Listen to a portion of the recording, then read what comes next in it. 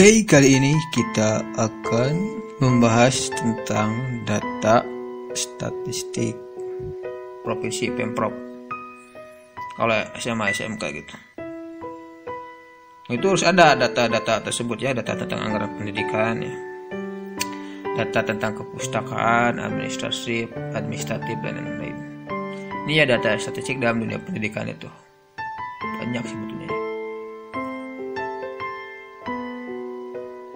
Kemudian macam-macam data nih. Data menurut sifatnya itu terbagi dua, ada data kualitatif, ada data kuantitatif. Data yang tidak berbentuk angka yaitu disebut dengan data kualitatif. Itu tidak berbentuk angka, itu data kualitatif itu. Misalnya apa? Kemampuan siswa dalam membaca Al-Quran sangat rendah, itu kan tidak berupa angka ya. Kemampuan siswa dalam membaca Al-Quran sangat tinggi, itu kan. Kemudian harga sembako semakin tinggi atau harga sembako semakin melangit, nah, itu kan, itu data kualitatif. Kemudian ada data kuantitatif. Nah, ini kebalikan dari kualitatif. Kalau data kuantitatif yaitu data yang berbentuk angka atau bilangan. Misalnya omset penjualan sembako naik 30%. Kemudian contoh kedua, nilai rata-rata raport siswa SMA X pada mata pelajaran matematika 5,4 misalnya. Kegiatan bazar mengalami kerugian sebesar 50 juta rupiah dan sebagainya. Data menurut sumbernya ada dua yaitu data internal dan data eksternal. Data internal yaitu data yang menggambarkan keadaan di dalam suatu organisasi atau komunitas. Misalnya data tentang pegawai, data peralatan, data anggaran dan sebagainya, itu data internal ya. Ini sih biasanya rada sulit itu kalau apalagi misalnya anggaran begitu ya. Kemudian data eksternal yaitu cara yang menggambarkan keadaan di luar suatu organisasi atau komunitas. Misalnya data tentang faktor-faktor yang mempengaruhi sesuatu menjadi baik atau buruk, itu data di luar organisasi ya, itu data eksternal. Misalnya itu tadi ya, tentang faktor yang mempengaruhi sesuatu menjadi baik atau buruk. Misalnya ada masyarakat, lingkungan sekitar, itu data di luar, itu data eksternal. Kemudian data menurut cara memperolehnya, ada data primer dan ada data sekunder. Data primer yaitu data yang dikumpulkan atau diolah sendiri dengan mendatangi langsung objek yang akan diambil. Misal, perusahaan deterjen mendatangi para ibu rumah tangga untuk menanyakan tentang pemakaian deterjen. Kemudian, PLN menanyakan konsumen tentang pemakaian listrik, itu data primer, itu langsung ke objeknya. Atau guru misalnya langsung meneliti peserta didik yang mengalami kesulitan belajar misalnya kan gitu, itu data primer. Kemudian data sekunder itu cara yang diperoleh dalam bentuk yang sudah jadi dari pihak lain. Misalnya jumlah penduduk suatu daerah didapat dari BPS atau Badan Pusat Statistik, itu kan udah diambil dari pihak lain, misalnya dari BPS itu sendiri, karena BPS yang udah mensurvei. Data adalah sejumlah informasi yang dapat memberikan gambaran tentang suatu keadaan atau masalah, baik yang berupa angka-angka maupun berbentuk kategori seperti baik, buruk, tinggi, rendah, dan sebagainya. Jadi data itu adalah sebuah informasi ya, dalamnya ada berisi berbagai hal, baik berupa angka-angka maupun yang berbentuk kategori-kategori ya, gitu. Seperti tadi ya, tinggi, rendah, baik, buruk, panjang, pendek, dan lain sebagainya begitu. Itu data ya. Data adalah hasil pencatatan peneliti baik yang berupa fakta maupun angka-angka ya. Jadi data itu ialah hasil pencatatan peneliti. Jadi kalau kita menjadi seorang peneliti, maka kita akan mendapatkan fakta-fakta ya, baik yang berupa angka maupun yang nantinya berupa data-data yang berbentuk kategori begitu.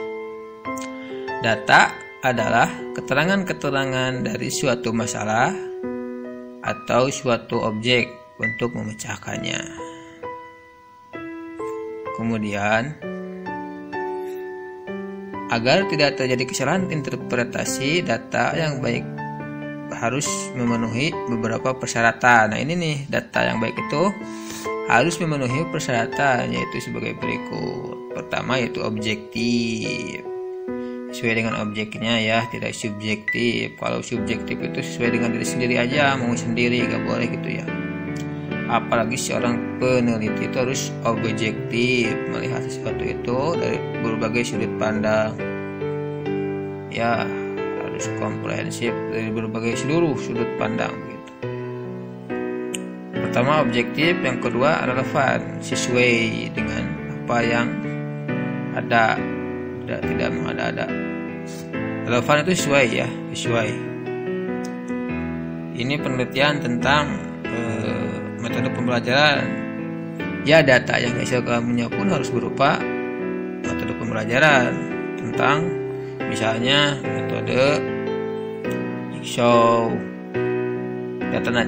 Datanya pun harus tentang jigsaw ya, bagaimana cara-caranya, langkah-langkahnya dalam jigsaw itu, dalam aplikasi penerapan atau aplikasi metode jigsaw itu. Yang pertama objektif, kedua relevan, yang ketiga yaitu sesuai dengan zamannya atau up to date ya. Jadi data itu jangan sampai referensi yang kita cantumkan dalam penelitian misalnya udah pada luar sana, udah lama ya, harus up to date ya. Apalagi sekarang era informasi digital, maka pasti akan selalu update gitu. Kemudian yang keempat, syarat yang keempat, data yang baik itu ialah harus representatif ya. Harus mewakili, harus mampu mewakili, harus mampu merepresentasikan sebuah fakta atau fenomena yang terjadi di lapangan. Yang kelima, data yang baik itu harus memenuhi syarat, yaitu dapat dipercaya. Harus dapat dipercaya, harus valid gitu ya, validitasnya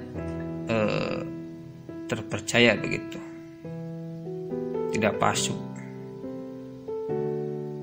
harus dapat dipercaya.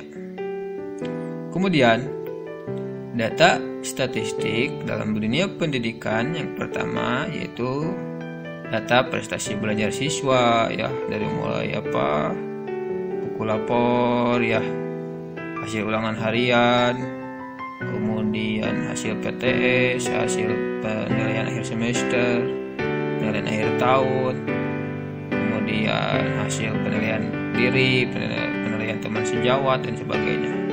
Unjuk kerja banyak ya penilaian itu. Kemudian kedua yaitu data tentang gambaran siswa, guru, pegawai dan lulusan. Data deskripsi ya, ini tentang siswa, guru, pegawai dan lulusan.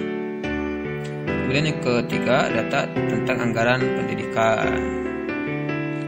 Kalau di SD, SMP, SMA, SMK atau di madrasah juga ada BOS ya, bantuan operasional sekolah, itu anggarannya. Kalau di level SMA, SMK ada BOPD, bantuan operasional sekolah dari provinsi daerah, yaitu dari daerah dari pemerintahan. Mengapa kita harus membahas tentang data? Karena data itu berkaitan dengan statistik itu sendiri ya. Nah, statistik itu tidak akan lepas dari yang namanya data-data. Apalagi kalau membahas tentang statistik deskriptif ya. Statistik deskriptif terdiri dari 3 ya. Pertama itu distribusi frekuensi, yaitu mulai dari penyusunan data dari nilai terkecil hingga terbesar yang kemudian disajikan dalam bentuk tabel atau diagram. Itu distribusi frekuensi ya. Kemudian yang kedua ada ukuran pemusatan, yaitu rata-rata hitung, rata-rata harmonis, modus, median, dan kuartil. Ini semua ada dalam SPSS ya. Dalam aplikasi SPSS versi 26 ada sekarang. Nanti kita akan praktek ya. Kemudian yang ketiga yaitu ukuran penyebaran, yaitu dari mulai rentangan atau rank, simpangan rata-rata, varians, dan simpangan baku. Itu ya berkaitan dengan hubungan antara statistik deskriptif dengan data itu sendiri. Kemudian penyajian data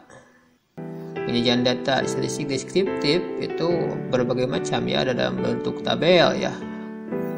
Kita udah lihat berbagai tabel biasa ya dengan berbagai variasi warna apapun itu. Kemudian distribusi frekuensi disajikan dalam bentuk grafik, garis maupun batang, diagram lingkaran, piktogram ya, kemudian penjelasan kelompok melalui modus, median, kemudian operasi kelompok melalui rentang dan simpangan baku. Itu ya penyajian data statistik deskriptif. Terima kasih. Mohon maaf jika ada kekurangan. Akhirul kalam. Assalamualaikum warahmatullahi wabarakatuh.